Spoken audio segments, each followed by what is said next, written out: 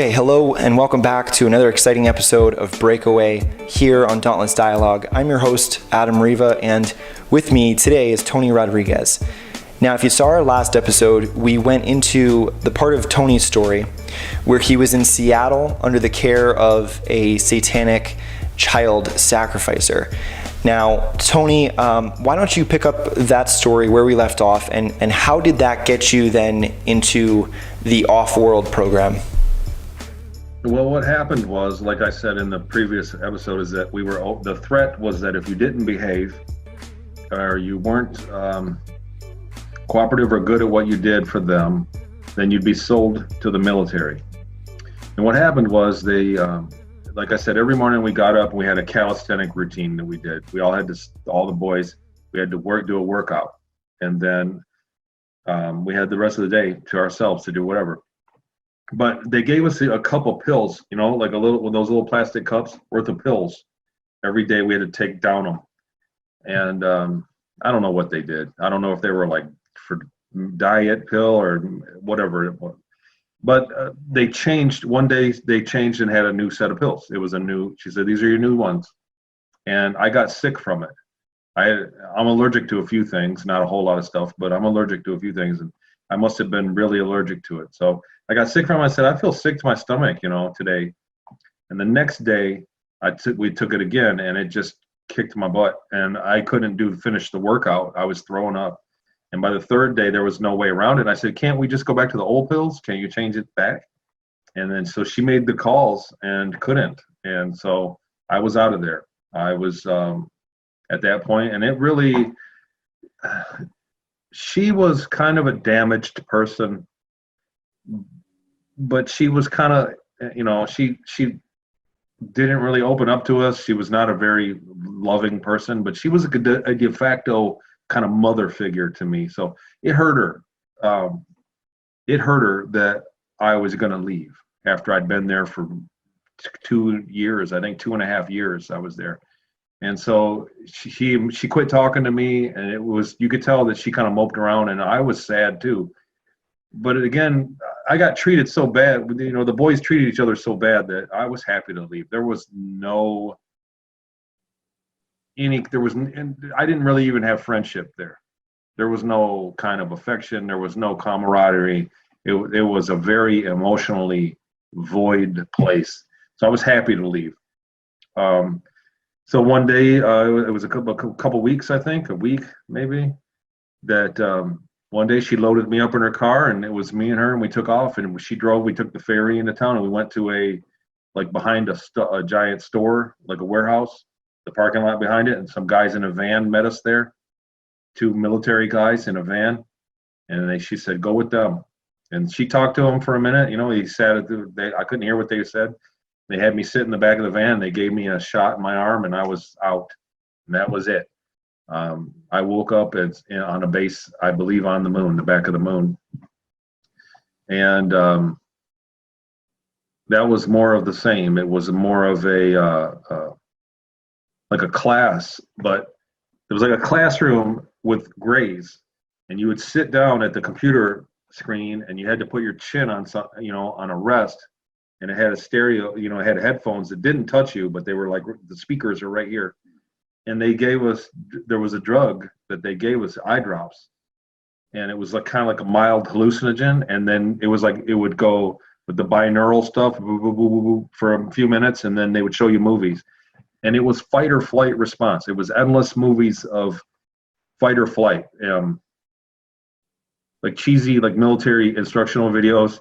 But that the most, it was a man's voice that would come in. The most noble thing you could do is give your life for your brother, and it would show like watered down, edited combat footage, and then it was with subliminal stuff. You could tell there were subliminal words and things in there, and it was fight or flight response. The entire training, and it went on for a month at least.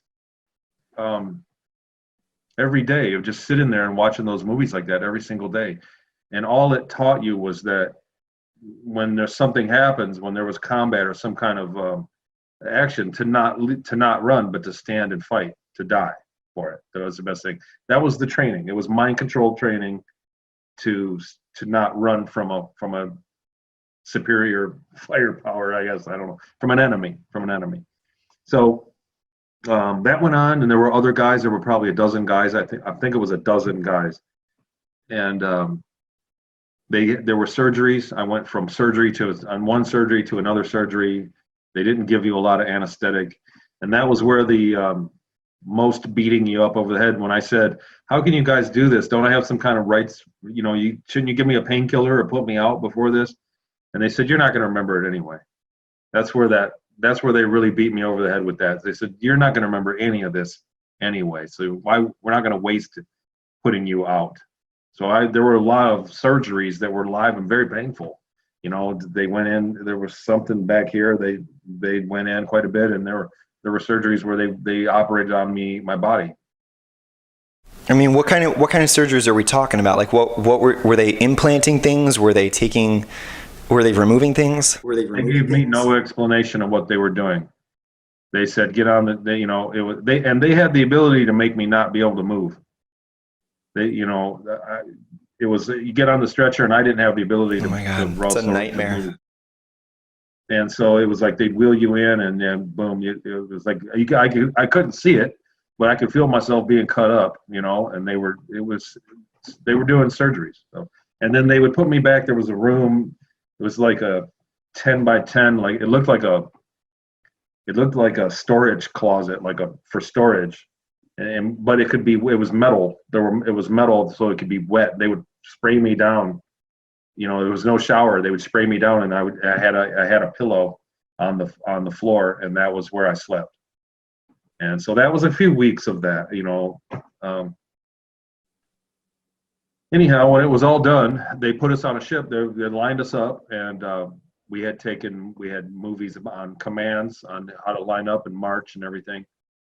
And they marched us onto a smaller ship, and we flew somewhere else onto the moon, on the back of the moon. We went to a different base. And I remember when we came into the hangar, you could look out, and there were lights on it. Their hangar that we flew from was dark.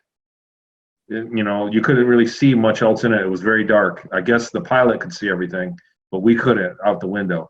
The hangar that we went to had people standing in it, and it was well lit up, and there were tons of smaller ships and a few bigger ones. And I remember it looked like a much more humane place. It looked more human. The other place didn't look like a human base.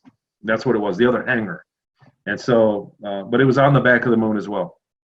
Now, Tony, let me pause you right there real quick. So that first base, is it, to your knowledge, that was a German-controlled base?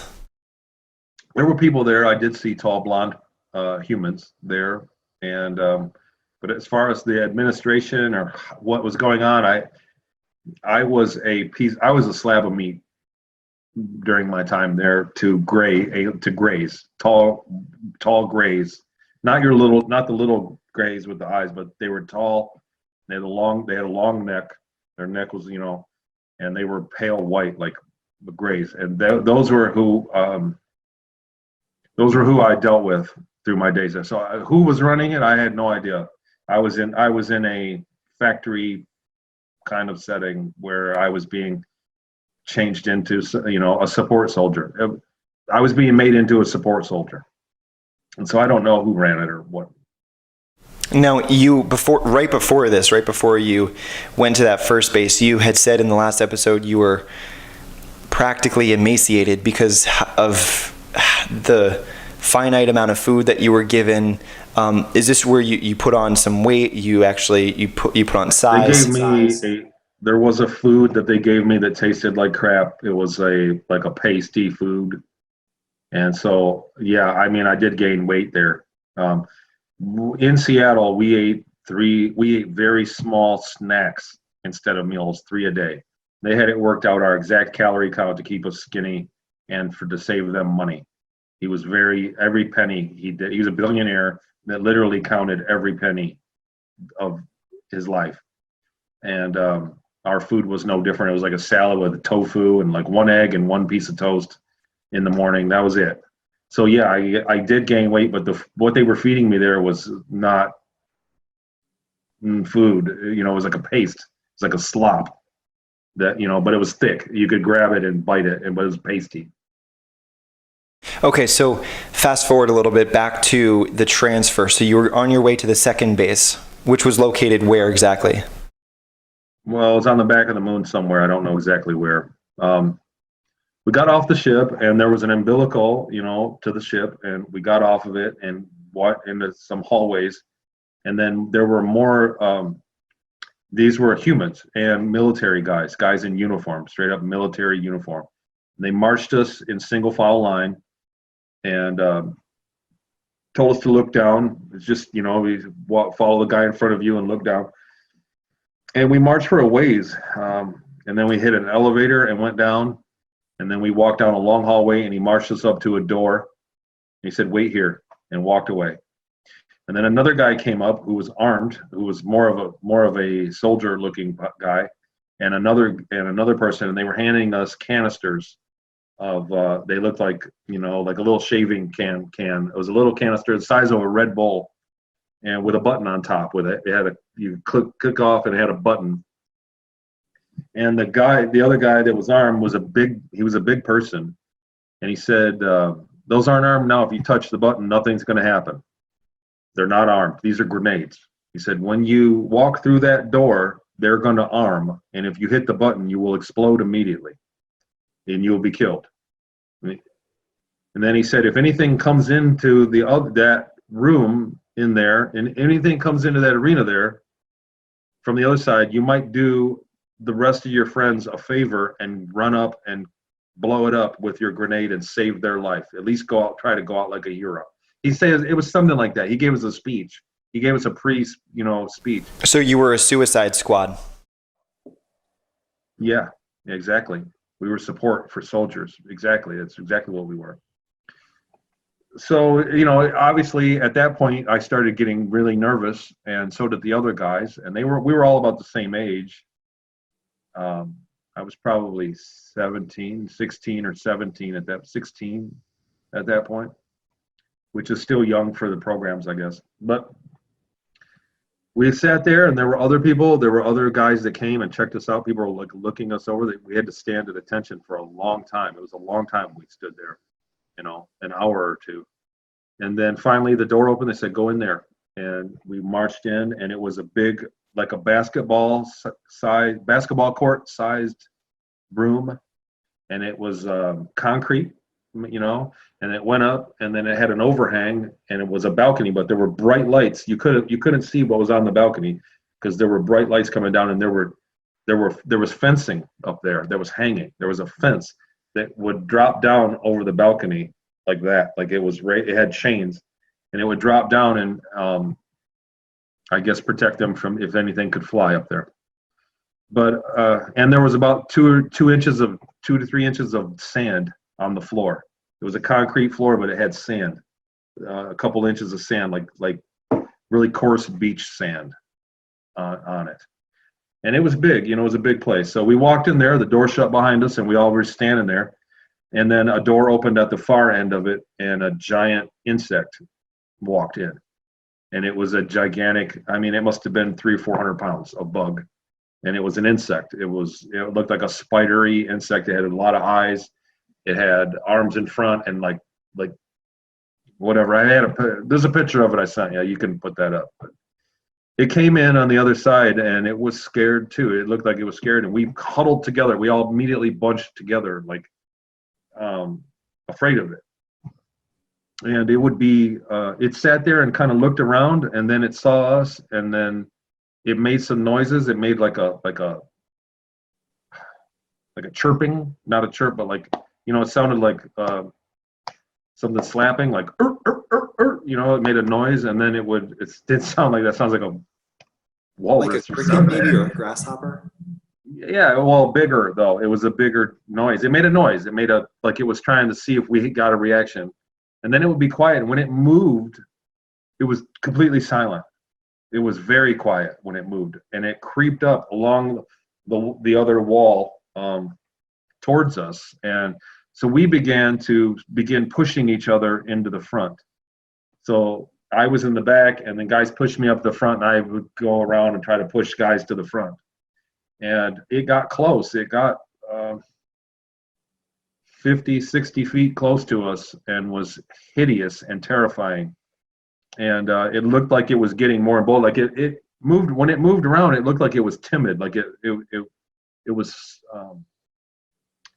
not comfortable with its movements. But when it got closer to us, it made that noise again, and then it began to take a more aggressive stance. So I remember at that point I was thinking, I'm just going to have to do it, because I had been pushed to the front, and I was doing the math, and I didn't think that I could get close to it.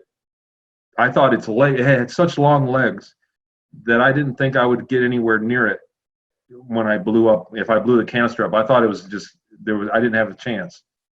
And what happened was, right at that moment when I was thinking that, I was looking at it thinking, I'm not going to be able to kill it, and then I'm going to die. Another boy ran up, and he had the canister. He carried it like a football on his belly, and he ran at it full speed, and he jumped right on towards the head of it, and he blew himself in half, and he blew the head up of the thing, blew it into pieces, and it dropped, and he blew off at the torso, and the crowd cheered. There was a crowd. They were yelling at us. They sounded like some more soldiers up there, but there was a crowd that cheered. And the door opened up, and people came with lab coats. Medical people came in with lab coats. They went straight over to it. More people came over to us and started checking us out. And then I looked over, and I was told that boy lived. He didn't come with us to Mars, but I was told he lived. They took us in immediately. We went in the hallway. We went down another couple hallways, and we went into it looked like a hospital. It was a medical room it looked like just like a big hospital setup.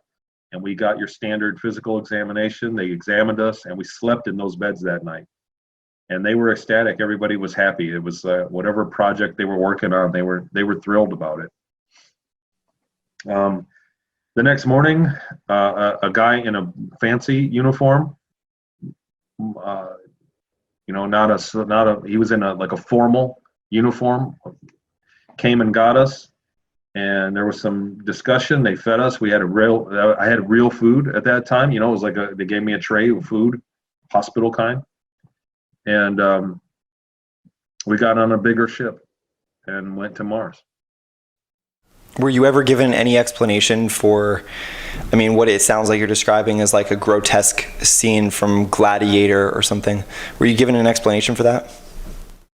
No, they said it was a test. They were testing us, that it was a test. It was a program. I could put it back from what happened when we went to Mars and we had combat missions.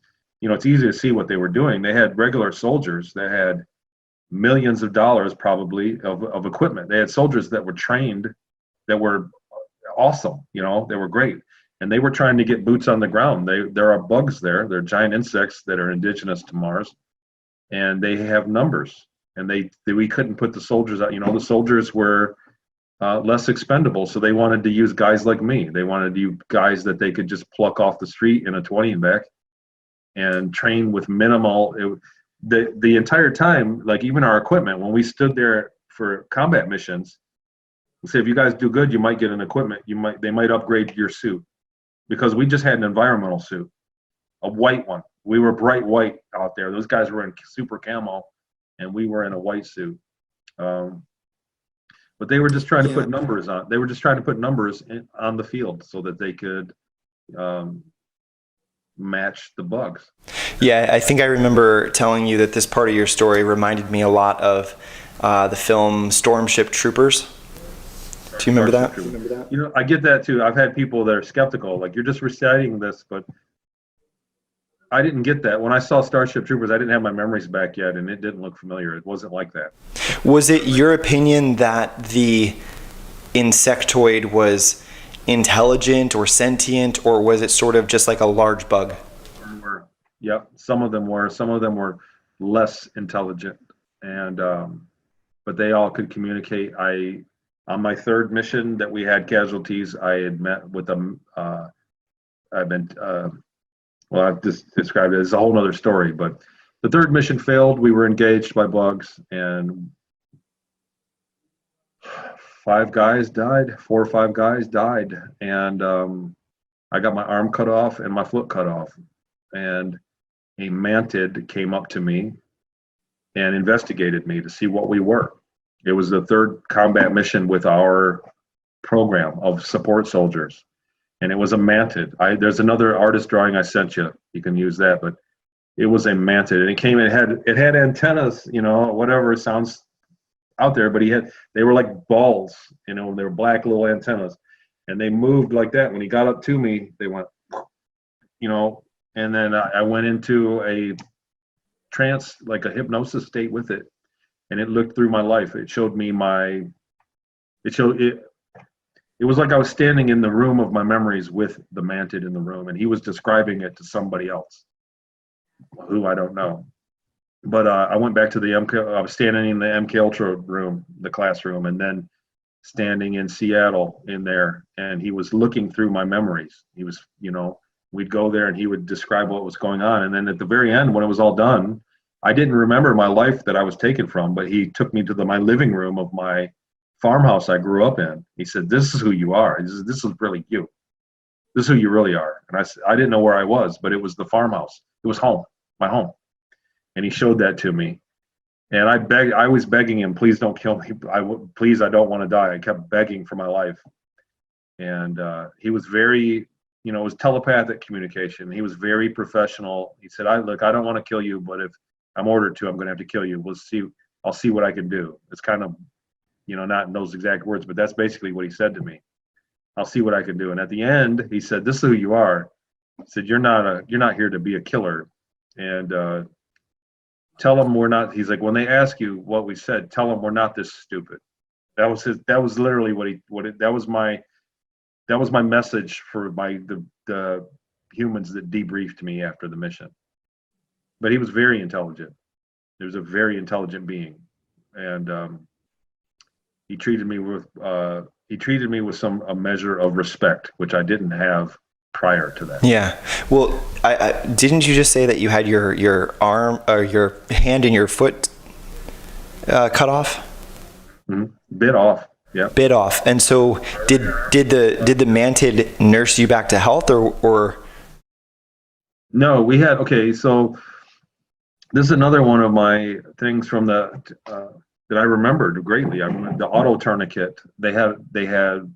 So I guess that injury is common in that conflict, and they had given us each one auto tourniquet that we had on our leg, in our leg pocket, and it looked like the size of a pack of cigarettes with a cord going down one side of it. You could pull the cord out, put it on a limb, and hit a button, and it would automatically tourniquet. It was a powered tourniquet, and I spoke with Randy Kramer. He said they had the auto tourniquets in the armor already. All the armor had it, but we had environmental suits, so we had to use the auto tourniquet afterwards. So I used mine on my arm, and I had lost my foot as well, and I crawled over the sand dune to where the other guys had been engaged, and they were in pieces, and got another auto tourniquet off one of them and put it around my foot, and I started to crawl back in the direction I came, which was not going to make it. I didn't go very slow, and two of the soldiers that were the main, like the alpha team of ours, came and got me and the one soldier carried me back, and it was a long ways, but he carried me back, and I kept wanting to pass out from having lost blood. I was in shock, and they gave me injections. There are stems that you had in your suit that would give you an injection that would last not very long, 3 or 4 minutes tops, I think.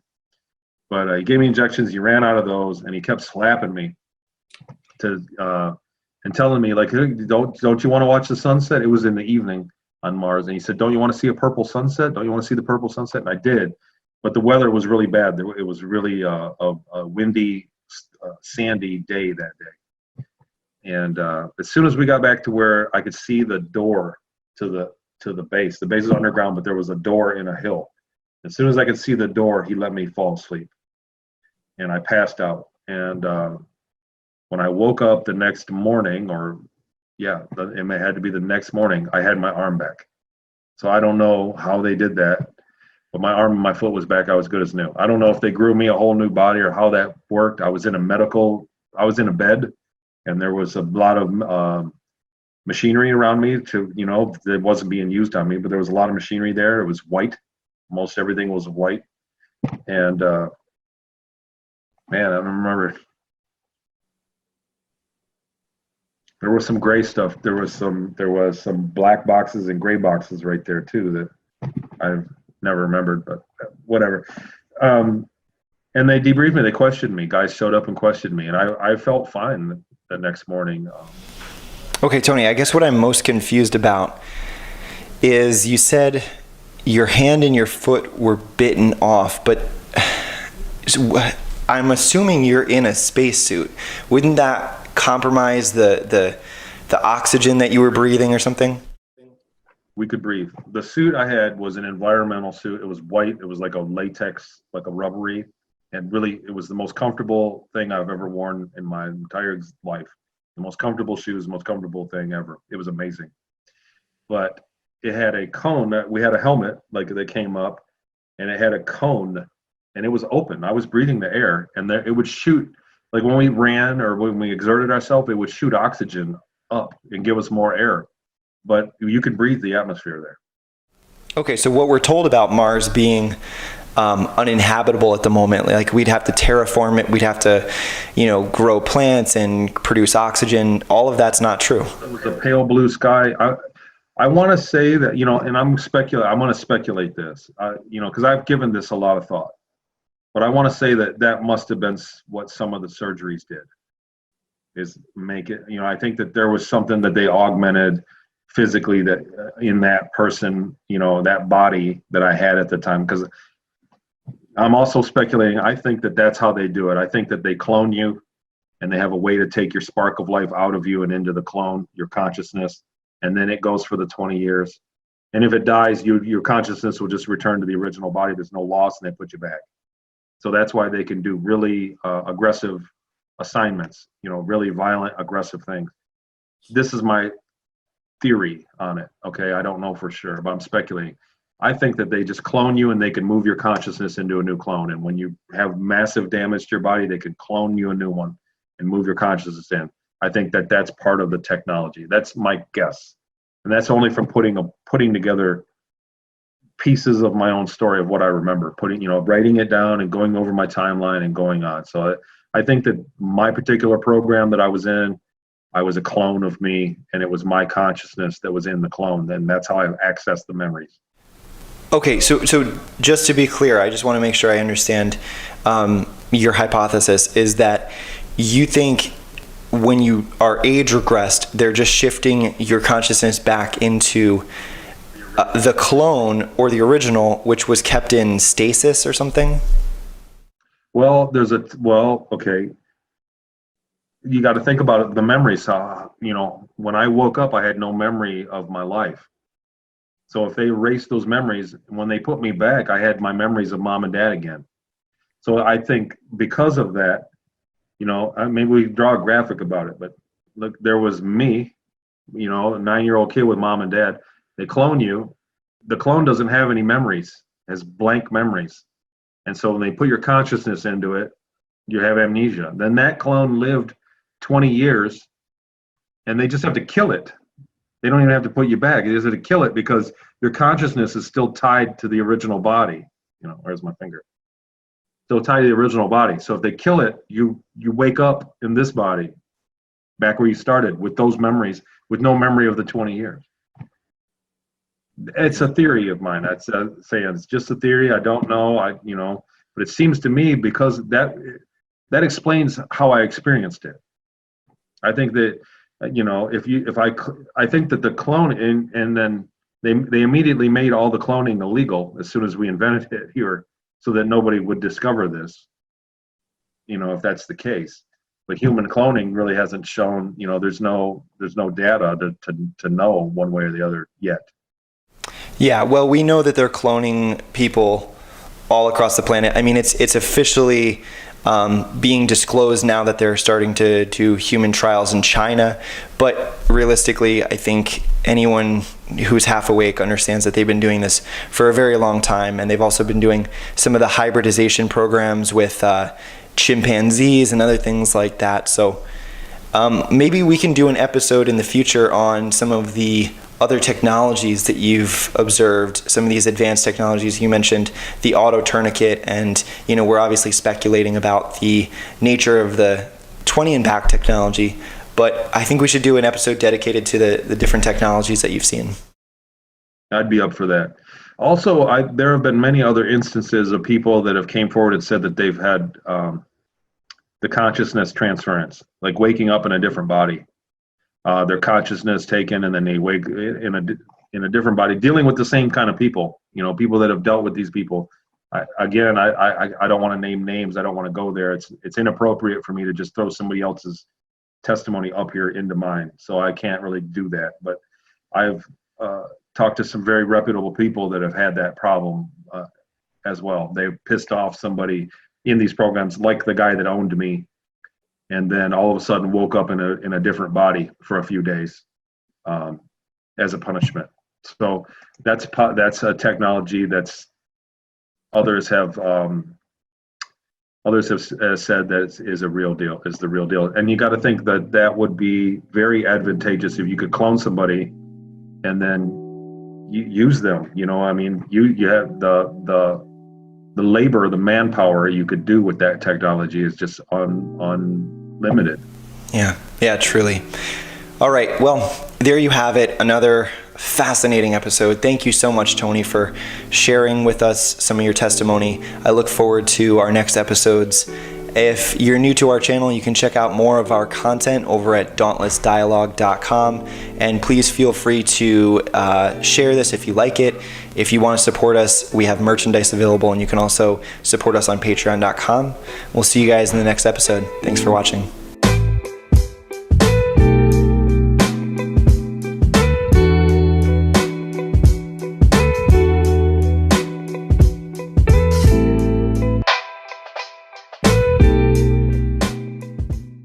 Dialogue of our series Breakaway, where we're speaking with individuals such as Tony Rodrigues, who've stepped forward to blow the whistle on their experiences within the Secret Space program. Tony, welcome back. Hi, good to be back. Hello, everybody. Tony, today we're going to be speaking mainly about your time leaving the series base when you visited a nearby brothel. Why don't you give us an introduction to that story? Yes.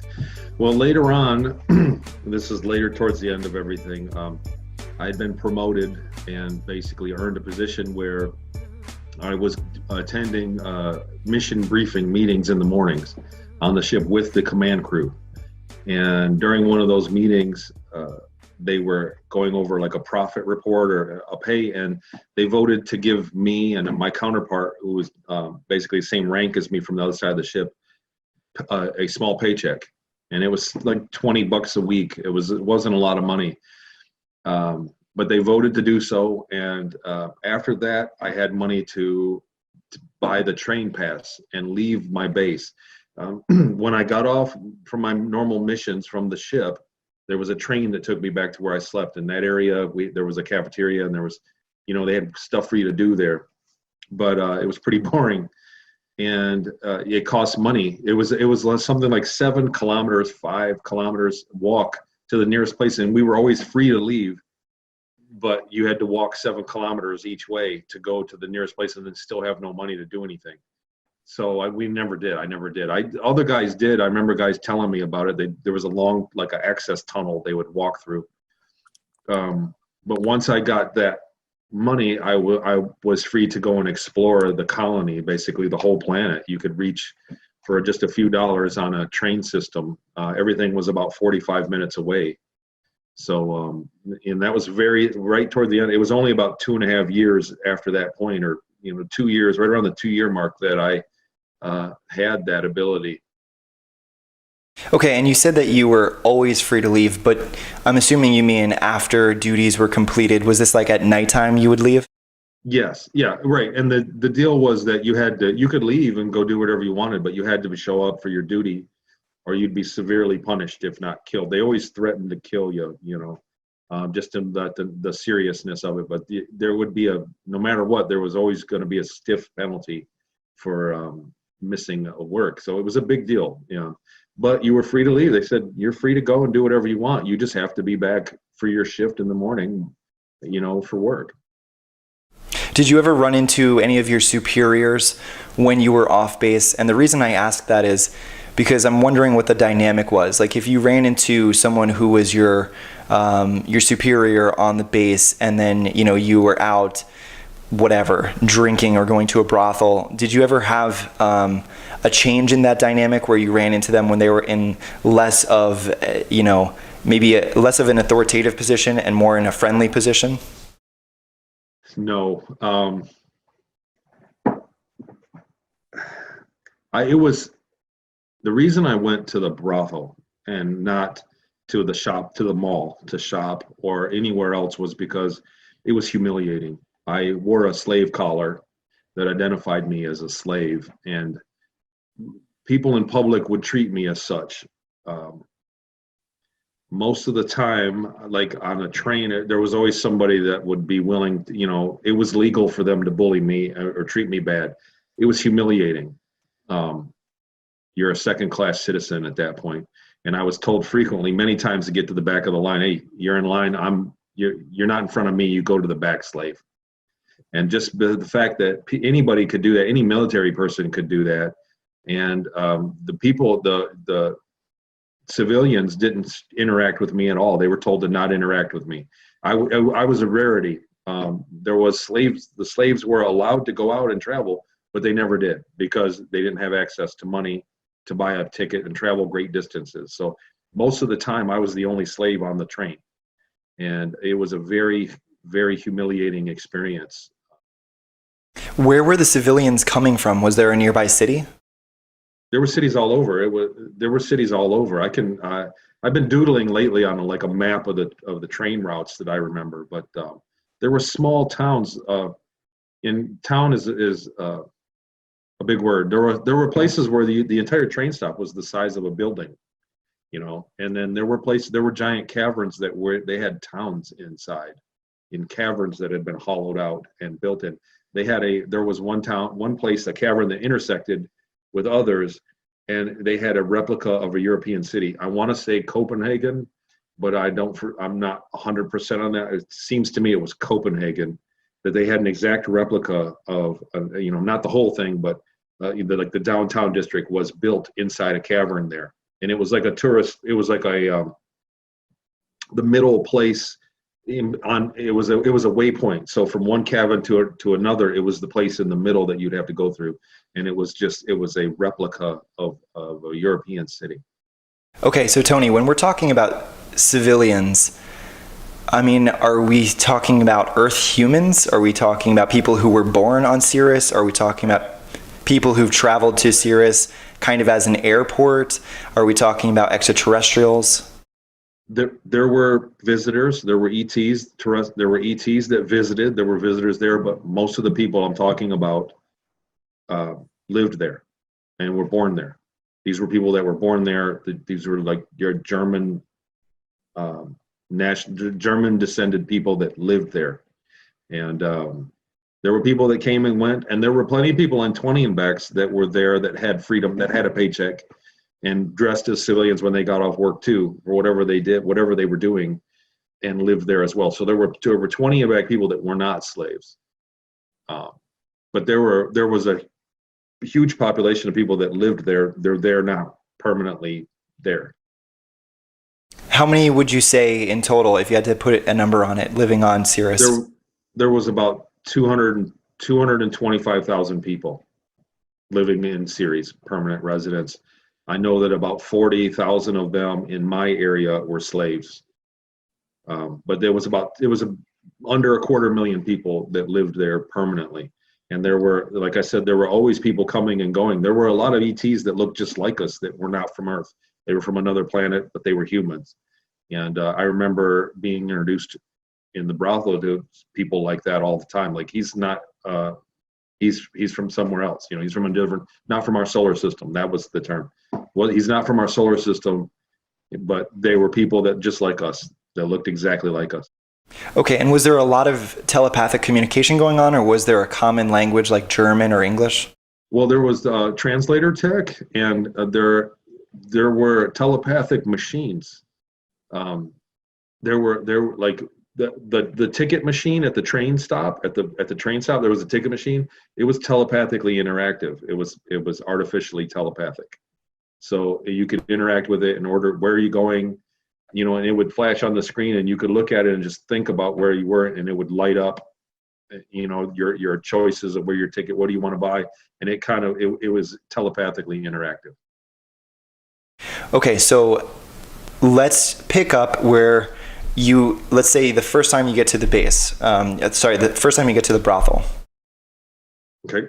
Well, what happened was when they had the vote, and then the following week, they said from now he's going to earn money. The guys from now they're going to earn money. So next week I would get a check. So during that week it was normal. I knew that I was going to get some time to, I'd planned out what I was going to do. And my biggest thing is I wanted to have real food. I wanted to taste some real food again. And because we had been eating replicated foods, the same meals, the same 6 meals for lunch every day. It was the same thing. And so, but then one of the guys who, like I said, and as a slave, they kind of picked on us. It was just, you're a lesser person. But one of the guys pulled me aside. He says, "Wherever you go, where are you going to go today?" The day of when I was getting my check. "Where are you going to go?" And I said, "I don't know. I'm just going to look for some food. Do you have any suggestions?" And he said, "Whatever you do, go to the red light district. You'll find what you need there." Make sure, he was joking. He was messing with me. It was a joke. And he said, "Go to the red light district. Make sure you go there." And he was, kind of a dick about it. But so I went and I got off on a stop, and I remember I ate somewhere, and it was a lot of money for what it was. It was half of my money for a sandwich. I got a sandwich. Thing was real food, and I wasn't that impressed with it. And so then I had saved the money, and I didn't know that it was better to buy the day. There's a day pass ticket that you could ride the train back and forth, for your day pass, or you booked a return or something. I was buying it one leg at a time, and it ended up being way more expensive the first time I went out. So I went there and I ate, and then I went and bought another pass to the red light district. I found they had a map, and I found it, so I bought the ticket there. And then when I got off, I didn't know what I was looking for, and I was shocked to see, the windows, signs of naked girls and what was going on there. And it was a much different place than anywhere else I'd ever been. They kept it darker, and it was dirty. It was like dirtier. It wasn't maintained. They didn't have all the cleaning crews coming in and out of there. But so I went there, and I got lost, and I couldn't find my way back to the train station. I'd become lost, and I wanted to get back. And I started to stress about getting back, and everybody was in plain clothes. I was in like a jumpsuit, and everybody was in plain clothes. There wasn't any military people, so I saw 2 ETs that were in a uniform, and so I thought, even though I didn't recognize the uniform or what they were, I thought that they were military. They would help me out, and I went up to them and asked them if apparently they were lost too. They were in the same boat. And I went and asked them for help, and they immediately got defensive. Say, "You're a slave. What are you doing? What are you doing? Don't even talk to us. You're not even supposed to talk to us." And I said, "Whoa, please, I just want your help. I'm lost, and I need to get back to a train to get back to my base where I belong." And they said, "You're a slave. You don't even have money." And I said, and I didn't, of course, wasn't used to it. And I said, "Yeah, I've got money right here." And I reached in my pocket and grabbed it, and they punched me, and I basically got mugged. I got beat up, and they took my money and took off. And I remember sitting up against a concrete wall, and I just kind of was like curled up in a ball. And I remember looking down, and my nose was bleeding, and watching my blood. And I thought, I'm never going to get back. Now I'm going to be in trouble. I'm not going to make it back for work in the morning. And started to cry. I was crying, and a girl saw. And it was fortunate, but it turned out that the girls never came out, but just there was a guy that requested for this girl to walk him out to the front door of the place. And she saw me, and she ran over and said, "Honey, what's wrong?" and grabbed me and took me inside the brothel. And I sat down in the booth there. She cleaned me up and gave me a glass of water. and the owner was an ET, and he didn't want to speak to me directly ever. He didn't want any kind of communication with me whatsoever. And she bartered it and figured out where I was going to go, and they helped me get back to where I was going. So this was, in a sense, one of the first times that someone had shown some empathy and compassion for you and your predicament in almost 2 decades, would you say? Yeah, yeah. It was the first time that I was unsupervised and somebody did that to me. Like there were plenty of times when people were nice to me, but I always had somebody there to tell me what to do. This was the first really ounce of freedom that I had in a street, in a public. It was the first time that I was really in public by myself ever in that time, in that 2 decades. So yeah, it was a big thing for me. And I didn't know what I was doing. Were you afraid that if you didn't make it back for work in the morning that you would lose this small amount of freedom to earn the income and to leave the base? I knew I would, and I was more afraid of being killed or losing my whole job and being put onto hard labor, or there was a wide array of punishments that were, and none of them were good. I wasn't going to get a slap on the wrist. I knew this. I knew that I was going to be severely punished if my first day out I didn't make it back. It was bad enough that I had a black eye. I had a black eye the next day at the mission briefing, and they debated taking the privileges right then and there. They said, "Look, this is his first day out. He came back with a black eye," and so they really there were half the guys at the table that said he shouldn't even go out no more. Don't give him his money to go anywhere because look at that. And it was the captain himself that stuck up for me and said, no, that's his first, and we'll see how he does. And they gave me time at it. It's also, I want to say that the owner of the brothel had to loan me money to get they called the police because I didn't know where I was going. And I always thought there was one hangar at the time, but I said, I'm going back to the flight hangar. And they said, which one? So I didn't know, but apparently there were many more entrances to the subterranean hangars around Ceres that I was aware of.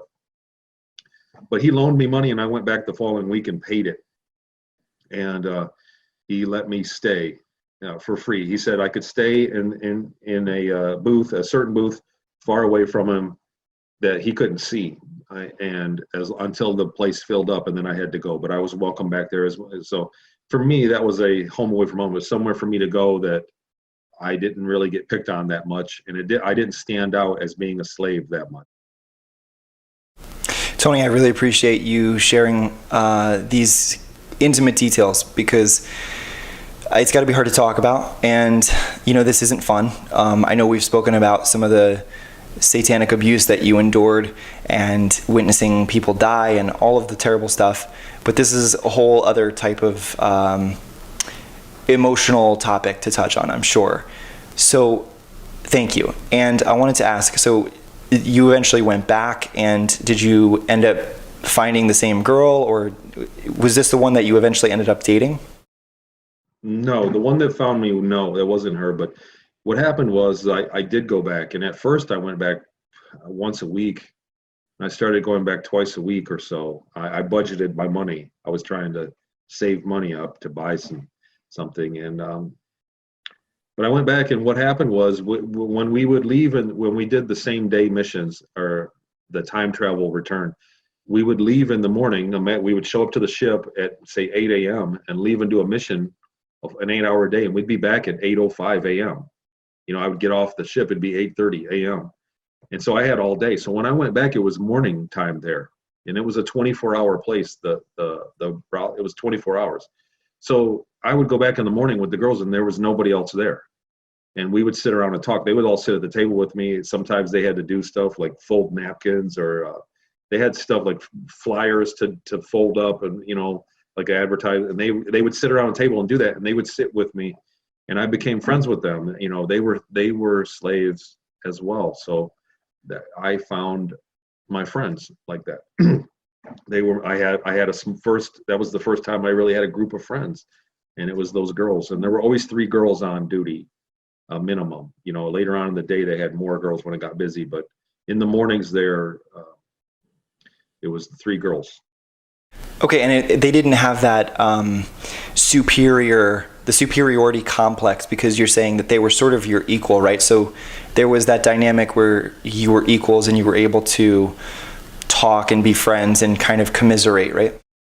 Absolutely. And they wanted to hear about places I went. They all of them hated the darkness of where they were. They wanted to know every time I went somewhere and I was in the sunlight, when we went back to Earth, it was daytime and it was sunny, or somewhere else, another planet, there was sunlight. They always were jealous of that, and then I always wanted to hear about things they did. I had, curiosity about what they did. And they heard quite a bit of, like rumors and things by the men they were with. And they would always talk about the guys that came in and out. And so we kind of traded stories of our workday that, just like anybody else would. How was your day, kind of thing. And but they always wanted to hear about places I went. And I remember that whenever I went somewhere interesting, I thought, well, I can't wait to get back there and tell them about this. Now, how did they get there? Were they abducted from Earth also? Were they born there? Yes, they were abducted from Earth. They were on 20 and backs, and they had no memory of their life prior. And they didn't go through they didn't go through the same version of mind control that I did. They went through an abusive sexual thing. I remember asking them about it, and I guess the whole MK Ultra thing with the mind control thing that I went through, they didn't get. They were girls that woke up with no memory of their life, and they were told that this is what you're going to be, and you're going to be a sex slave, sex worker. And then they went through I don't want to get super graphic about it, but they went through a program that trained them for such. Okay. Yeah, I mean, yeah, enough said. I can use my imagination. I want to just sidestep for a second. I don't want to deviate too much from the theme of the conversation, but you mentioned something a few minutes ago which I just wanted to clarify. You said that there was a police force. Now, the reason that stood out to me is because I was just under the impression that Ceres base, or Ceres as a whole, was under some sort of military dictatorship or something, some sort of martial law. But the way that you're explaining it, it sounds like there was at the very least like local governments, or like, so how did that work? What was the social complex of the planetoid? I'm struggling to remember if they actually used the word police, but I know they used the word security quite a bit. But they were guys that were armed. They were Germans. They were not ET, and they had authority whenever they showed up, and they were in charge. And basically, they were the security, and they could call. They worked exactly like a police force does with us. And so they showed up, and that was the only time I ever interacted with them, other than seeing them. But they were a military police force. They were militarily governed. Okay, you mean Ceres as a whole? Mm-hmm. Yep. Okay. So thank you for indulging me on that. So let's jump back into it. So there was no election there. There was no elections that happened. Right. Yeah. Well, yeah. I mean, because if there was any sort of democracy there, I don't think that some of the crimes would continue, at least if there was less corruption, let's say. But I want to get back to the brothel. So was I wrong? Is it true that you did end up dating one of the women there? Okay, so what happened was, in order for me to get my promotion, the incident that happened, if I would not have been a slave, the thing that I did to get promoted, if I was a military guy, I would have medaled. I would have won a medal for that. And they told me that. The guys in the command said, I had a measure of respect for it in those meetings. Whenever they read off my record, I had a record at the time. They would mention that I would have been a medal recipient. And when I told the girls about it, so they asked, and they all felt bad for me for not having a girl ever in those 20 years. I was already coming up on like 26 years old and had never been with a woman in that time. So they just went to the owner and said, look, all the other guys that come in here that want a medal, you give them a free one. You give them a free session, a free half hour with one of the girls. He should have won a medal. Can't we do that? And he did. He let one of the girls take me back into the back rooms there, and have sex with her. So it wasn't the girl that found me originally, who I said, is it going to be you? And the girls kind of unanimously voted that the one that I always stared at the most was the one that I probably wanted. And she came one day. I was going there and I was just showing up like normal, and she came, said, I have a surprise for you, took me by the arm and walked me right by the owner, who was a terrifying 9-foot tall alien with really beady eyes and a weird like elongated skull. And he was just terrified. I was just terrified of him. And she took me back and we had sex. And there was it was a connecting thing, because she was a sex worker and said that, it was different for her too. And we did our thing. She took me back to the room. They had an anti-grav bed that was shaped like a C. And so there were 5 settings, and I wanted to turn it down to way low gravity. And she said, no, that was terrible. And she put it on setting 1, like 80% gravity.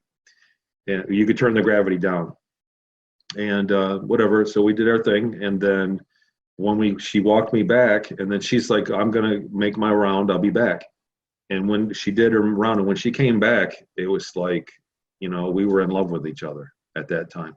She came out, I sat down, and then she was gone for 10 or 15 minutes. And when she came back, it was like that. So we were genuinely in love with each other, and planned on being together again. That was the big thing for us, is we were kind of had the hots for each other, but I couldn't take her back. We couldn't freely date or do anything like that. So I came back there as often as I could, and I started really budgeting my money.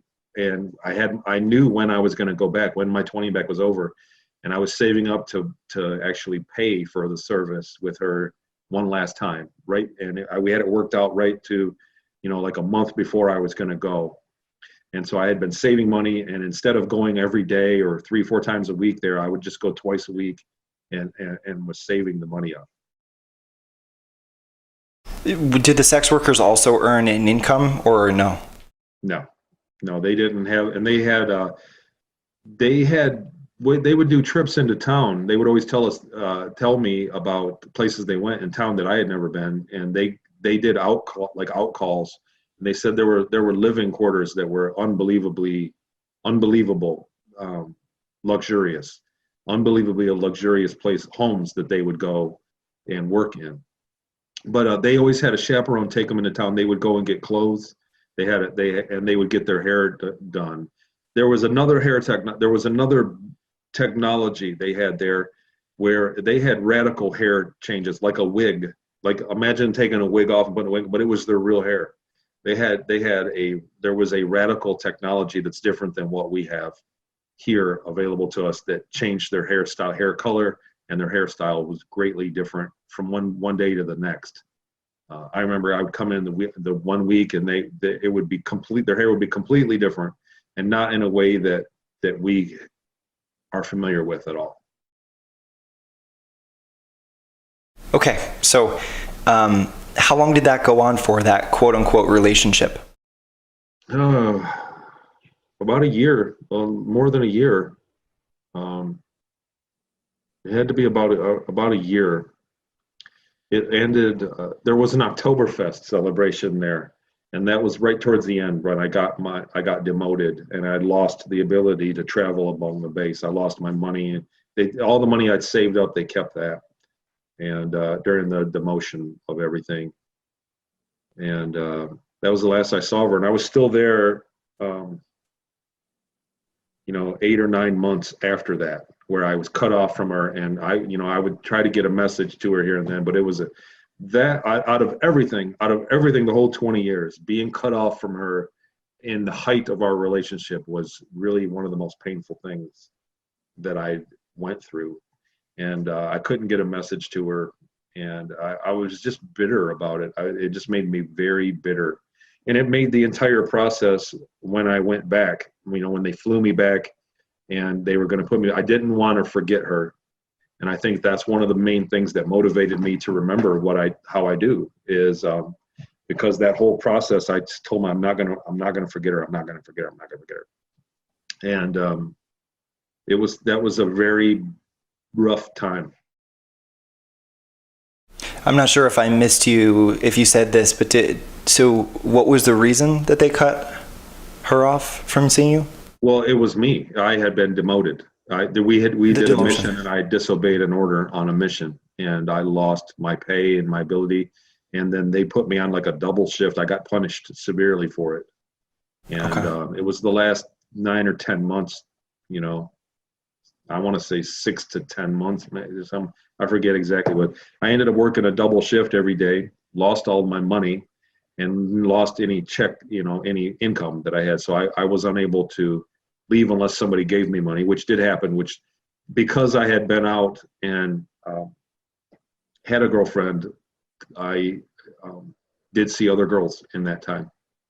And it was because I was bitter, because I knew what she was doing. I knew that she was a sex worker. I knew she was being with other people.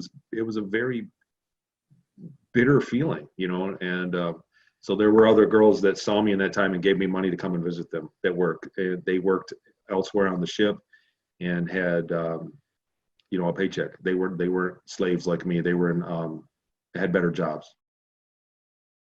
Now, earlier in today's conversation, you said that you were allowed to go off base, and I'm just wondering, were there off-limit areas? Were you kind of allowed? I mean, I'm assuming they were off-limit areas, and if so, what were they? That's a great question. That's the first time anybody's asked me that. That's awesome. There were 3 main train routes around the planet that went around the inside of the planet. There were 3 of them. One of them was a military only, and I wasn't allowed to go there or anywhere that it went. And it was way faster than the other trains. We would always, when you ask if I ever met the guys that I worked with, sometimes I would see them out at the train station. And one of the guys and the crew, one of the military guys, would race. He'd always say, well, how long do you think it'll take you to get there? And he always kind of rubbed it in that he got to ride the military one, and it got there way faster. So there were entire inaccessible areas, big areas and an entire train system that was faster, that was only accessible to the military employed. Okay, and when we spoke about Mars in the last episode, you told me that the air was breathable. So what about on Ceres? Was that air breathable? Well, Ceres is there. No, Ceres, everything that I've told you about, 100% of everything is underground in caverns.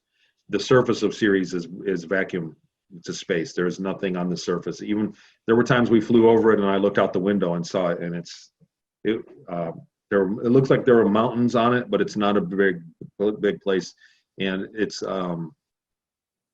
just dirt. There's nothing there. The light spots on Ceres there were geysers there on the outside. If you look, we'll get the pictures up, but there were geysers there, and what happened was they shot water up that had chemicals in it, magnesium and a few other chemicals, and it would snow. The water would evaporate in about 9 kilometers of geyser. The water would evaporate and all the chemicals would snow back down. It was beautiful. One day when it went off, we flew by it, and I looked out and saw that. It was a beautiful sight, but it's kind of snowed down, and that's what those white spots are in that crater. Also, the geysers went off randomly every 6 to 9 years. And they said eventually they wouldn't go off anymore because they were mining the water. They were looking for water. But every 6 to 9 years is when that geyser would go off, and only for a week or so, a week or two. Not even that long, like a week. And but there's no air on series. There was nothing going on the surface at all. Everything was 100% underground, and the hangar area would get a low oxygen state sometimes. They always had problems with the door. There was a giant airlock that fit giant ships inside of it, like probably a half a mile by a quarter mile size room that was an airlock that you could fit giant ships in there. And the air would go out, and they had air generating ability. It would pump up with air again. But there were times way on the other end, 10 miles away, there would be low oxygen situations, and they would tell, there would be like an advisory, like a weather advisory, that there would be a low oxygen advisory for the hangar. And we always used to walk when we could. It was kind of a neat feeling to walk to the end of it and then get through there were revolving doors that were airtight, and get through to the trade window and take that first breath of air, and you would come right back into normal oxygen. It was a neat feeling. Well, I appreciate that. You just answered 3 of my next questions all in that little explanation. So that was cool. I guess my last set of questions has to do with the general ambiance at the brothel. Given that it was a social setting, given that there were dancers or sex workers, given that it was a type of social environment where I imagine there'd be things like music and drinks being served. So what was that ambiance like? What type of music was there? Like, give us a bird's eye view. There was no earth music. Sometimes they would entertain ET visitors, and I remember during one occasion they had a music of a race, and it sounded terrible. And the girls were like, "How are we supposed to dance to this?" And it sounded terrible. It sounded like screeching, like beeps with screeching, like it was just horrible music. But it was what they were rolling out the red carpet for some visitors that they were trying to make a deal with, like whatever, a treaty. So if by chance they came into there, which they were never even there, but if by chance they came into there, they had their music playing to make them feel welcome. And but most of the time it was local music that they made. It wasn't like what we listened to. It was like electric music, instrumentals and electrical music. It was a whole different thing, and I didn't have access to listen to it again and again. So it's not like I learned the songs. I didn't learn the music. The girls did. They would know the songs. When I saw them, they'd sing along with it. They knew the music, but I didn't. I never heard them long enough to really know by heart the music. But it was not from Earth. They did not use any music from Earth in that business. Also, the ambiance of they remodeled it twice in that year. It got remodeled twice. It was a big thing. It was a big part of their business model to change everything up. And like I said, how the girls did their hair, they changed their names too. They had nicknames, stage names. They would change their name, change their hair, and they would remodel the place. They did that kind of often. But it was dark. They kept it dark in the evenings, and in the mornings when I was there was a little more lights on. But there was a bar. There were 2 stages, and there was a bar that was sunken down, like down a railing, and there was a foyer with which had there was a booth in the foyer when you went in, and it had wood. It looked like an earth room with wood, with like oak paneling. It was nice. It was beautiful. But at the end of it, right when you walked in the foyer, the 2 doors, they had stained glass windows. There was a case that had a low gravity area. It was a piece of art made out of gravity, and it would shoot water, and the water bubbles would float around, and then it would shoot fire. It would make fire bubbles and in low gravity. And what happened, they were like butane, it looked like, but they would burn up, and then when they got to a certain size, it was like they would pop and they would fly across it, and the water, it would be in there with water, with fire and water, and then after a minute or two, it would turn on the gravity, and the water would splash down and drain out, and it would drain, and then it would start again. It was a piece of art, and I used to sit there and watch it. Because I was a slave, when people would come in and say, "You can't be here," and they'd always kick me out, but I would sit there, and when I was by myself in the foyer, and sit and stare at that thing for as long as I could. It was just mesmerizing the way it did it. And but anyhow, you went in the foyer, and it was a normal place, and it wasn't trashy. It wasn't like a low quality construction. Everything there was built very nice. It was a, for lack of a better word, it was a classy place. The ambience of it was classy. Well, there you have it. I want to say thank you, Tony, for giving us some insight today about the brothel and about some of the interesting things, the technologies, and all of that. Join us for, episode 6, I believe, where we're going to go into some of the classified technologies, some of the advanced technologies that Tony was a party to, some of the things that he's witnessed. He's going to be sharing with us all of those interesting details in the next episode. I'm Adam Riva. You can check out more of our work at dauntlessdialogue.com. You can support our work on patreon.com, and you can purchase Dauntless Dialogue merchandise at teespring.com. That's it for today. We'll see you in the next episode.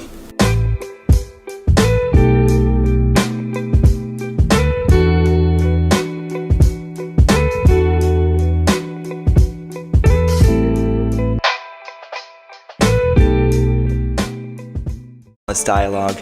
I'm your host, Adam Riva, and with me today is Tony Rodrigues, who is sharing some of his stories and experiences with us from his time in the Secret Space program. Today we're going to be speaking about classified technologies, advanced technologies, things that aren't in the public domain yet here on Earth, things that Tony has observed that would probably blow most of our minds. So, Tony, where do you want to start with this? I don't know, your guess is as good as mine. I wasn't the most I wasn't so exposed to super high tech up there. And while you're up there living it, it's not a big deal. Just like we are doing this interview on something super high tech now to the people from 20 years ago, 30 years ago. This is pretty high tech stuff, what we're doing, but you don't think about it like that. So you don't even really pay attention to the fact that we're on the internet and you can download all this and save it and whatnot. The technology up there was kind of like that. Other than the gravity stuff, which I rack my brain on it, it has to be simpler than what it is. We have to have a lot hidden from us to not just discover it, because they had mastered gravity, artificial gravity, and it was pretty easy. It was a pretty easy affair for them to create gravity. Go ahead. I guess, what would you like to hear? Well, you mentioned a couple things in previous episodes. So just to recap some of those, in the last one, you spoke about the anti-gravity bed. In the Life on Mars episode, you spoke about that auto tourniquet, I believe you called it. An auto tourniquet, yeah. Right. You've obviously spoken about different types of weapons and starcraft. What are some other things that you might have seen maybe when you were on maybe when you were on Ceres and you were off the base and you were going to the mall or going to the brothel? What were some of the things that you saw in public? Walking around, a lot of places were kind of normal looking. I was amazed. There was a lot of flat screens and curved ones that had commercials, and there were signs that were clear, and it would come on and it would have it, and it was mildly 3D without any kind of glasses. When you walked up and looked at it, there were people that had handheld clear glass things, and when you looked at it, not only was it kind of intuitive, and it could, like, you could look around, you could look at it and look to certain parts of it, and it like you could scroll the screen over just by where you looked. But it was 3D. It had a 3D effect that, when it was coming out, like when you looked at it, it looked like the images were about an inch off of the glass when you looked at it. Kind of like there's kids' toys that have the same kind of 3D effect, but these had these in like a cell phone kind of device. And I got to see one time and look at it, and it had a 3D effect to it. And it was like it didn't read my mind, but it felt like it read your mind, because it would know when it watched your eye position, and when you got to the bottom where you're reading, it would just go to the next part. And so it was pretty amazing for that part. The biggest thing on the Ceres colony was that Ceres is a small planet. It's a small dwarf planet, so there's not much gravity there. So everywhere that there was, and I'm talking about miles and miles, had artificial powered gravity plating flooring, and it had all different types of flooring. There were places that had like concrete, but there was gravity plating inside of it, and so there was a sense of gravity. And so that was amazing to me to think that that was all powered. The ships were rated by their power output.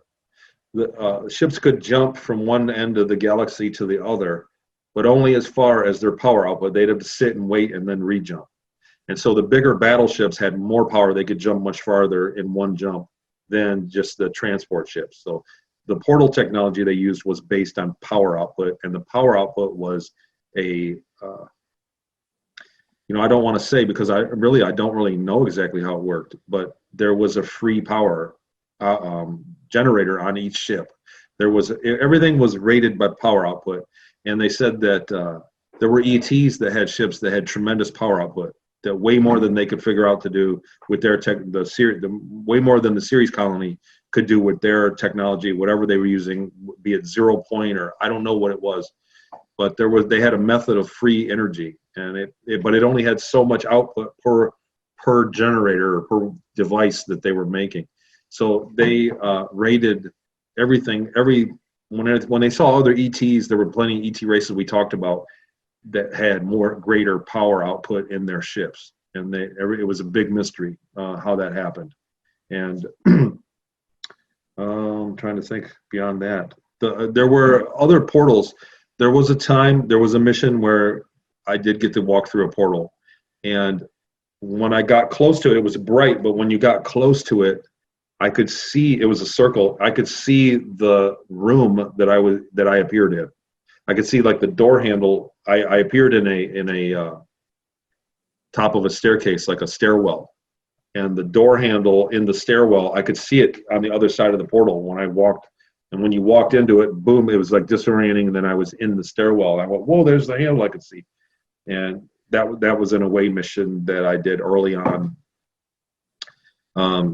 So that was a tech, but that was the portals that you walk through like that were not common at all. That was a very rare technology to be exposed to. I guess it was a level of what's the word, to be classified. Like it was classified. So it's not like everybody took a portal everywhere. It wasn't that widespread. It was only for missions, and it was only specific when you had clearance to go and do that. What about materializers? Some of the other whistleblowers who've come forward have spoken about these microwave oven type devices. At least that's what they look like. And you choose the desired output and it'll produce it from molecules. Yep. Ours had bowls that you put in it. You had to put the bowl in it, I think. You grab the bowl and put it in. It was a little bowl, and it had a lid with holes in it. I want to say that you put the bowl in it. I'm trying to remember, but it might have done the whole thing from sketch. But yeah, you put the bowl in it. You had to open it up the door. It would look like a microwave, only it didn't have any kind of numbers or anything. It just had buttons, and it had somebody wrote on a piece of paper what it was. Macaroni and cheese. There was a sauerkraut. There was pot roast. There was a potato au gratin or something. Anyhow, you put the bowl in it and close the door, and you hit the button, and it took 3-4 minutes, and it was super hot. It was boiling hot when you got it out, and your food would be in the bowl, and it replicated it. So that was the one in our galley down in the back of the ship. There was a bigger one in the front of the ship that had like 20 buttons that the command crew had for their meals. They had plenty of choices compared to what we had in the back. So it was just a matter of programming it, and that was always something that we always begged for. Can you give us something new to eat, please? Well, I thought that you had said you were eating like bowls of slop for the most part. Yeah, and everything that you got, the pot roast had a good consistency to it, but everything kind of had a slimy consistency to it. Like when you say macaroni and cheese, it wasn't like the dry, chewy kind. It was kind of like the slimy, milky kind of macaroni and cheese. So everything was, it was all your nutrients. I mean, it was like healthy, but it was everything that came out of it was kind of slimy, and you just, after a while, you got sick of it. You wanted something to chew on like a sandwich, and didn't have it. Sometimes I didn't even feel like eating it, but you had to. One of the other big names who's come forward has talked about like smart glass pads, like very, very advanced iPads that have all of the information known to man. You can have holograms, you can interact with it, and then when you shut it off, it just turns into a clear piece of glass that you wouldn't even know that it had any technology built into it. Did you interact with anything like that? That's the one I was talking about earlier. So every day there was a progress officer that came through, and it was an officer on the ship, and every day about 3 o'clock or so in our daytime, which was not always 3 o'clock, but in the day, he would come through and just log where we were at and how much we got done, and he logged your progress of your day. So they kept reports on it to see what, they could use that data to get more productivity going. And he had one of those. And one time he came and he would show us stuff on it, news clips and things. And then like I said, the one time he unlocked it and he handed it to me and let me watch. There was a time when we went to trade at another solar system, and we went back the next day and we appeared on the outside of it. There was a quarantine. There was a field around it where we couldn't get in. And we all marveled, like, what kind of power, how much power did it take for somebody to do that it was an ET that basically quarantined that whole solar system. But he showed and I remember he unlocked it and handed it to me, and I got to see the map of the size of the space that had been quarantined, that no ships could get through. And that was really the only time that I had interacted with one. I mean, I saw people use them, but I didn't have access to one to just go and peruse and learn anything. So that's why I say on the tech side of things, I don't have a lot of experience as many other guys do, because it was a need to know, and I didn't need to know a whole lot. Right. No, it's understandable. Okay, so then what about, again, in the way of weapons? Did you ever have your hands on any weapons that is just something that we don't have here, something that shoots lasers or something like that? Well, on Mars, it was a railgun. It was a smaller railgun that shot a projectile. But again, the power source of it was way more powerful than our handheld electronics or something comparable size that we have. So whatever powered it was very powerful. Our car batteries and our battery-powered things are super weak compared to what they had there. Everything was electrically charged. A lot of the tools we used on the ship would recharge when you put them in their locker, and they were more powerful than what you would assume for a battery-powered device. They had way more power to them. So the battery technology was a whole nother family of something way more powerful than what we have now. Our batteries are super weak compared to what I remember the battery-powered things being able to do up there. There were, towards the end, we did take from an inner Earth civilization. We took it and dropped it off out in the, I believe in the Kuiper Belt somewhere, at one of the warehouse places there. We took nuclear missiles, and they were very small, and they were what's the word? Once they were fired, they were unstoppable. You couldn't shoot it down. It would fly right through solid matter to its target, so it couldn't be stopped once it was shot. It was a very advanced weapon, and it was a nuclear payload. It was like a nuclear bomb. So I don't think it was the same method of nuclear bomb as what we have in ours, but it was the same result. But once you fired it, and it was a small thing. I have an artist drawing. I'll send you a picture of what an artist drawing. I saw him in the crate. Everybody, when we got them loaded into the cargo bay, everybody wanted to come down and look at it, because they were an amazing thing, and it was like once in a lifetime thing for them to see them.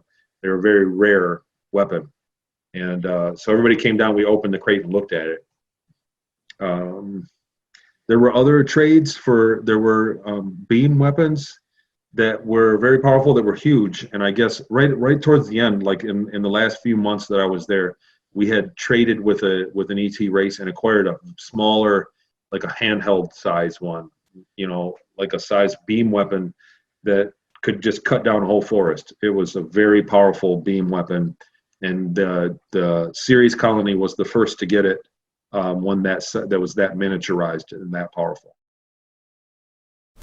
Now, how about when you were still on Earth, when you were living with the individual in Seattle? We spoke about him in episode 3 about the satanic ritual abuse.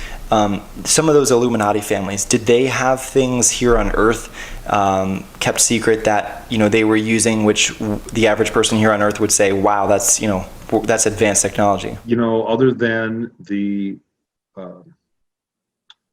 other than their religion they were practicing and being able to conjure up things from another, they were able to conjure up,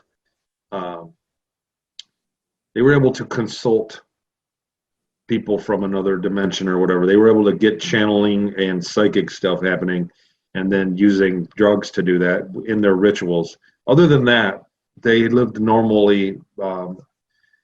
As far as I know, that they were in the same level of technology as us. But their religion they were practicing was a technology in itself.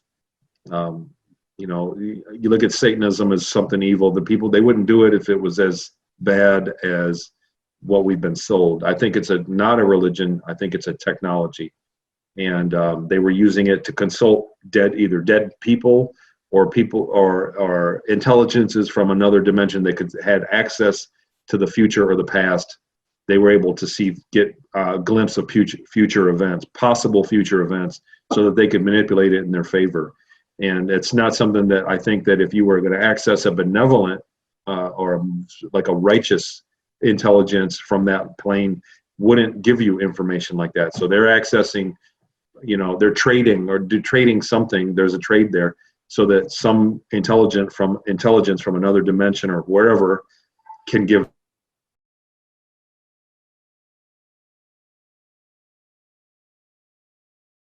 Oops, we lost Tony. So I'm not sure what just happened there. Looks like Tony's internet connection got cut. Let's see if we can get him back. We'll be right back.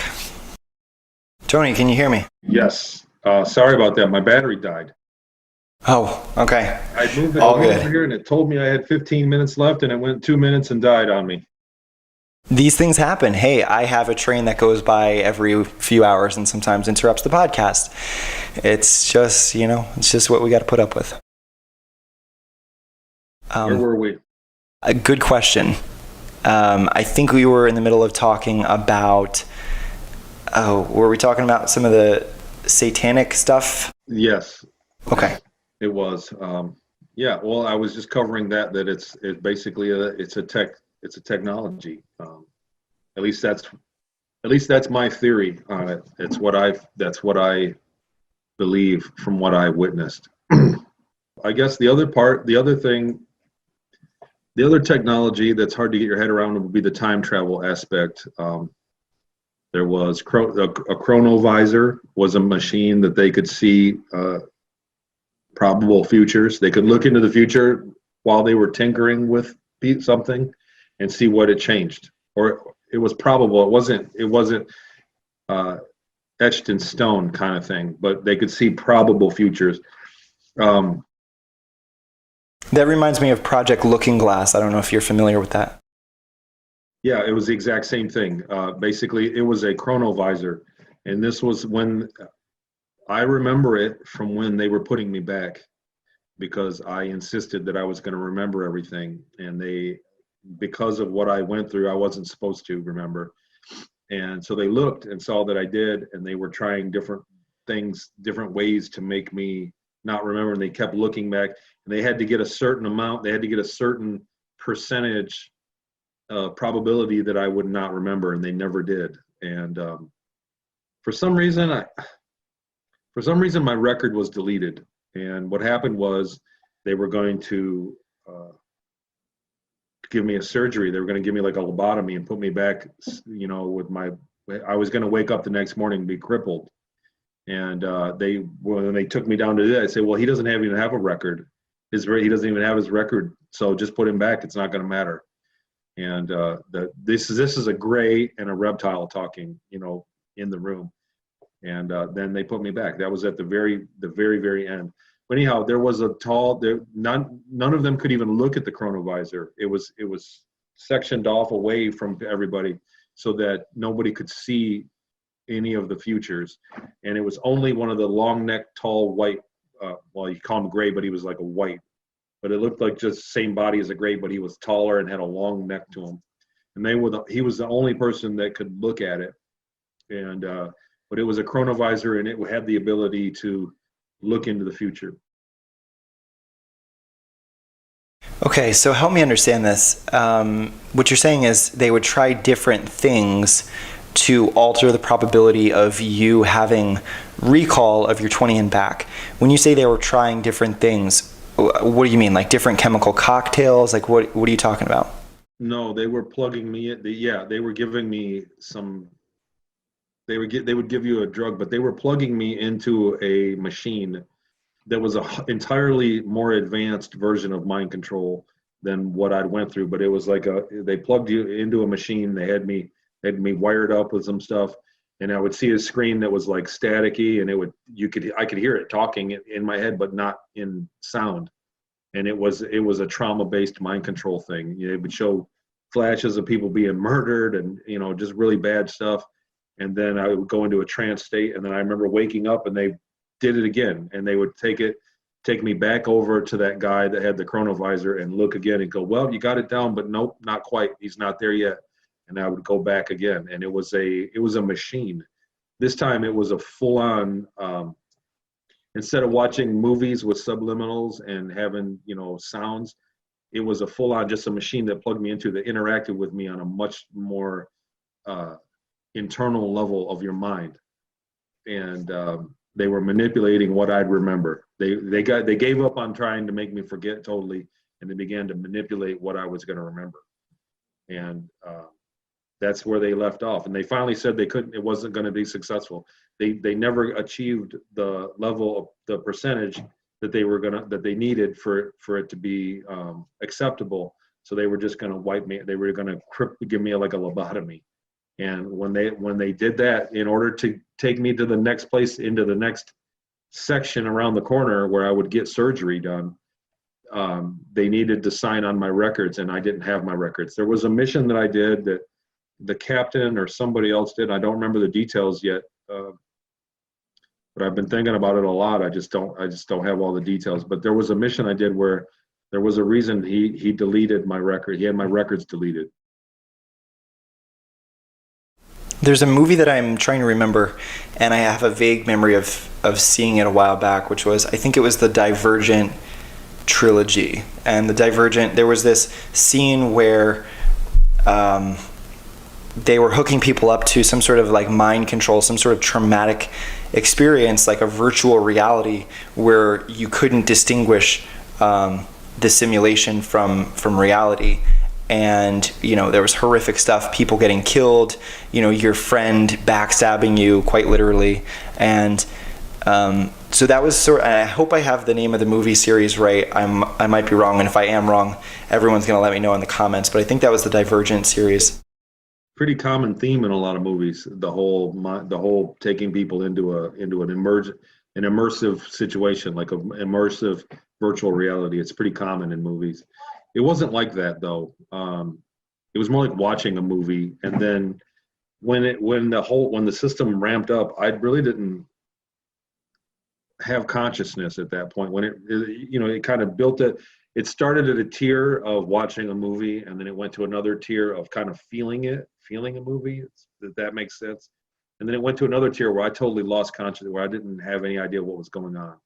And it was another level of that. But then they would undo me from it, and I felt sick and I felt disgusting when I was done. And then they would take me back to that guy with the chronovisor and go through and scan, what I was going to remember. And then it was a rinse and repeat thing. It went on for a long time. It was very unpleasant. Were they using chemicals at the same time when they were doing the visuals? Yes, they were administering some kind of chemical. Yeah, and so this is, one of the criticisms that a lot of people have with this sort of material is, well, how do they keep it under wraps? And I don't know the limitations or, who's able to access the looking glass technology or the Chronovision, was it? Chronovisor. Chronovisor. I don't know who's able to access that, but we have parallels here on Earth. We have the Google's DeepMind or something. It has the algorithms that scan the internet, look for trends. They can predict events. And so it's not that far-fetched. And I'm sure if humanity had, 10,000 years to perfect it, we could come up with something, a lot more precise. And so this is part of the ways that they keep, this information under wraps, is they can, I guess, predict whistleblowers and people stepping forward and nix the problem before it actually manifests. Exactly. And these are ETs. This wasn't the section that I was handed off to that did this procedure were 100% ETs. There were no people involved with that at all.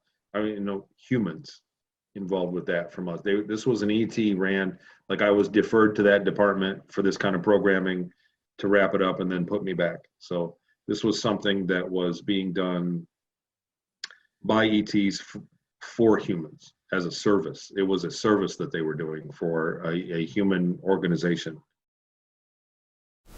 What about personal transport crafts? Did you ride in anything small? Yeah. Okay, so on Ceres, there was, I have a pen here, I could show you. On Ceres, there was I would meet some friends sometimes. Like, remember I said we would meet in certain intersections? The back to that town that was a replica of Copenhagen or replica of one of the European towns, there was a transport that would go from one end to the other, and you had to pay for it. And it was like $7-8, for a short ride. And it wasn't very long, it was a mile or two, a mile, not even. It wasn't a very long ride. I think there were more than one. Anyhow, it wasn't worth it. But so I never did it. I said, I'm not going to pay that. I can just walk. And my friend always took it. I think it was longer than a mile. I'm sorry to retract like this, but I think it was longer than a mile. Anyhow, my friend always took it. He could afford it, and he didn't make a whole lot more than I did, but he always took it. He loved it. And what happened was we'd meet him there. We'd meet him at the train and walk to there, and then he would go get on it, and we would just keep walking. Or I would go my own way. My other buddy would go. And what it was it wasn't a very super high tech thing, but it was like a boat that had fans that would, like jets. And what it would do was it had there were 4 posts that had skids that it would come on and it would grab to, and they would bring it down, they would lower it, they would push it up and lower it, and when it got up to a certain height, it was the artificial gravity only lasted like 10 meters, something like that. It was like 30 feet, only like 30 feet there was gravity, and it would get weak and it would bust. So it would push up out of the gravity to the microgravity and then detach from those skids, and they'd lower back down in the ground, and then it just floated. And then it used fans and flew over the city. So you could ride in it, but it was in microgravity at the time. You were kind of sitting there it was very simple. It was like being in a boat. If you think about a bunch of rows of seats and kind of a low edge to it, and you could see. But again, I was the one time I did ride on it, I was a slave, so I had to sit in the middle. So I didn't really get a good view of the town, but I did get to see, that you could get the effect of the lights on the cavern and everything. What happened was we met him there one time, and he kept talking to us about going to it. And he said, "Hey, these guys canceled. There's 2 free tickets. Come on, get on." And so we got to ride it for free one time. And but that was a neat transport. The other stuff there, they had vehicles. There were vehicles in the hangar bay. They were a version of Unimog, the Mercedes Unimog. I remember those. And when I saw it down here after the fact, I went, "Oh my God, that's it! I remember those." It was for the fire rescue and the police. There was a fire rescue, and there was like a police one in the hangar bay, and they were made to be electric. They weren't gasoline, I believe. and they were made to be electric, but they were made for for getting out into the hangar quickly, for in case there was an accident. There was a little fire department. I remember walking by it all the time. What about something as basic as the lighting? Were there light bulbs? I'm sure there weren't. Was it some sort of sound frequency technology? There were tons of different kinds of lighting. Toward the end, they said that they were going to eventually put the pixelated, the fake sky. They put a lot of the caverns, and they were smaller caverns. They would paint a sky scene on. They would paint, and they would shine lights up on it, so it looked like like a blue sky with cloud. I guess it's big in Europe that they do that, but there was most of the caverns had those, and then they had just done one that was a computer, like the place in Vegas, and it was a pixelated sky. It was a fake sky, and it had lights. And I guess it was supposed to have UV lights so you didn't get depressed. All the lighting was supposed to be like that, but it didn't work. Like I said, the girls in the brothel hated it. The lighting there, it was just too dark for them. And even when you went into places with the bright UV light, it wasn't the same as sunlight to them. But most of the lights, you didn't see the light directly. They would shine up from their receptacle. They would shine up onto the cavern, to the ceiling, or to the sides of it. And they would, you didn't see a lot of lights shining straight at you.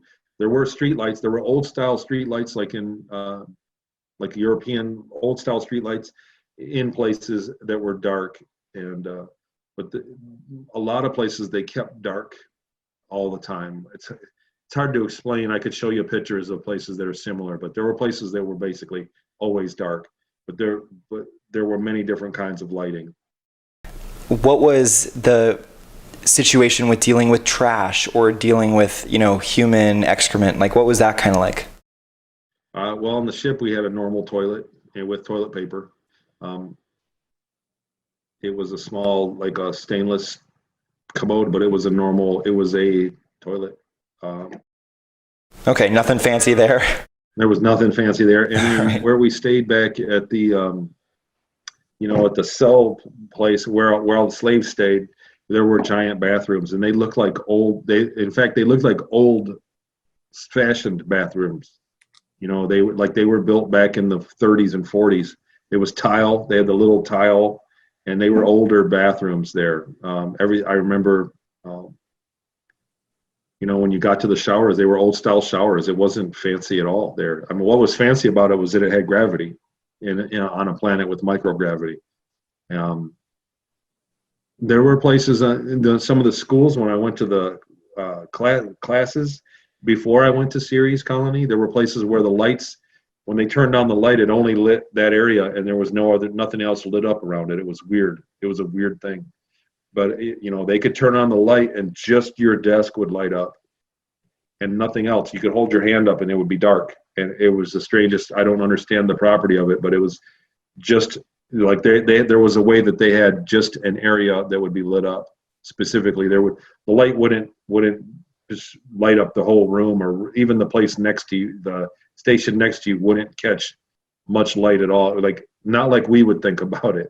Like, if I put a light over my desk right now and there was a desk next to me, it would get a lot of light too. And there was some kind of effect, some kind of technique of lighting that was just for that area, and the other desk was still in darkness. Okay, let's finish out today's episode with this question. Other than the artificially intelligent technology that you spoke about that had some degree of telepathy built into it, were there technologies that you observed that interacted with your consciousness in a profound way? Not that I'm aware of. I know that there were some people, like there were treatments. There were people that used the artificial telepathy things. There was a natural form of telepathy that certain ETs had, especially that race there that were the business owners, like the guy that ran the brothel, that ET. They had natural telepathy. There was an artificial telepathy that the machines had and that the translator used, and just certain places you went, so you would telepathically interact, and those had side effects. You would get headaches. There were people that were like not allergic to it, but like there were people that couldn't use it for long and they'd get severe headaches. And you would go and go to the doctor and get prescribed medicine for that, because some people just didn't bode well with the artificial telepathy. And there were some places there were some machines that only had that, like you couldn't turn it into a manual mode and type in. Some places did, but there were some machines that you had to interact telepathically. And if you were one of those people that didn't have a good threshold for it, you were going to get a headache. It was a painful experience. So it was a newer technology for that reason. I don't want to say newer technology. I'm using the wrong words, but that was a consequence of that technology. So as far as like deep into my consciousness, I don't know, man. To be honest with you, I suppose I wouldn't know if that was the case.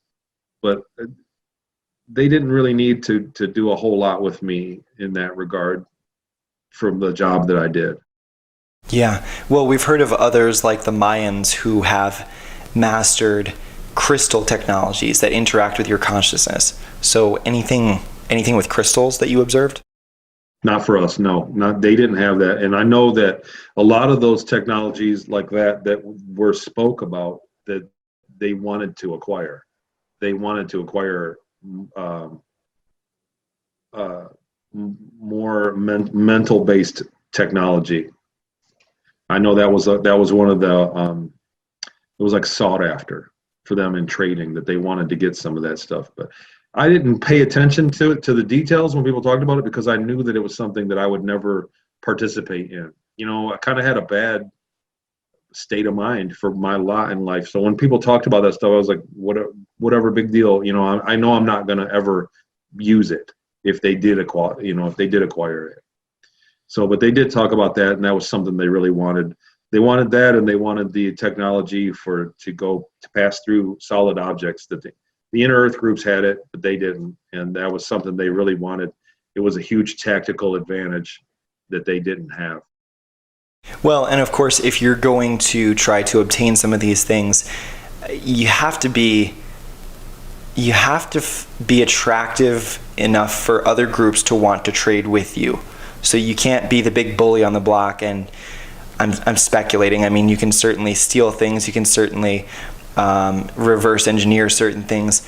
But as far as, exchanging technology for technology, others have to want to trade with you. So, I'm sure that played into it. I think that it's important to mention that the universe is big enough to where you can go out every single day to somewhere in the universe and meet somebody that no one that has ever even met. It's that big, and they have that kind of access. When they talk about natural portals going to other galaxies, it's a vast, endless place of trade possibilities. So they could go, it's like kind of like people that go to Vegas and make up another identity for themselves and say, no, I'm not Tony, my name's John, and I'm a dentist. When you go to Vegas, because there's so many people, you're never going to see them again. That's the situation up there. The trading is, we've been led to believe through all our TV shows and everything that even shows that have space travel, have aliens, ETs, just a few of them living very far away from each other.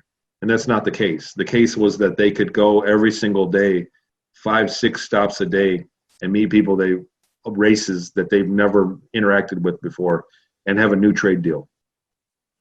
So Sure. It's a very big place. It's a very big, very well-developed universe up there we've been lied to about.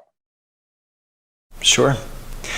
And just to speculate once more, I might sound like I might sound like an idiot here, but what I'm thinking is, like, if there was a group that wanted access to some of these advanced consciousness interface technologies that utilize things like crystals or something, somebody could trade a crystal with you, and you get your hands on a crystal, but that doesn't necessarily mean you can interface with it. I think that the consciousness has to be at a certain level to be able to engage with it. Am I wrong? Yeah, I think you're right. I think you're exactly right that there you have to be a certain level of development for their technology, for those technologies. You have to be a certain. I'm kind of speculating at this point, but Yeah, me yeah, too. that like a more advanced species can't just give you their stuff and have you operate it well. I think that that's the case in a lot of things. But I more it seems to me I remember talking about it. I don't remember seeing that stuff. I remember just having throughout the day we would talk about what we heard. It seems to me that it was something that more advanced races didn't like. It's not that they didn't like us, but they didn't want to give us anything. They didn't need anything from us, so it was very rare to trade up like that, to trade for something advanced, unless you caught them in a moment where they actually needed something that you had. They needed aid. Then they traded for gave up technology for that. But for the most part, more advanced races we didn't have anything they needed. They didn't wanted to trade with. It was mostly just trading with other races at the same level, but with just different things that they were good at, and trading on. So they were able to. One races got really fast small ships, and the other races got really strong big ships, and they could trade for that knowledge. And I think this episode would be incomplete if we didn't cap it off by saying that these various technologies, as advanced as they seem, as interesting as they seem to us, they are the toys for the lower densities. And I think as you ascend into some of the higher states of consciousness, you don't rely on physical, tangible technologies anymore. It becomes a spiritual practice. It becomes about cultivating spiritual capacities that ultimately obsolesce the need for some of these technologies.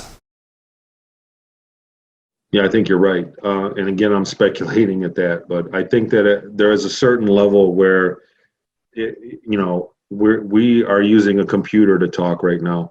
There's a certain level where there's less and less material things and more mental things that take place to achieve the same goals. I agree. Thank you so much, Tony, for coming on for another exciting episode. This has been riveting. And apart from all of the glitches and the losing connection and all that, this has been just so fascinating. So thank you so much to all of our viewers and listeners. You can follow us on dauntlessdialogue.com. You can support us on patreon.com, and you can check out some cool Dauntless Dialogue merchandise over at teespring.com. I'm Adam Riva. Thank you for joining us today, and we'll see you in the next episode.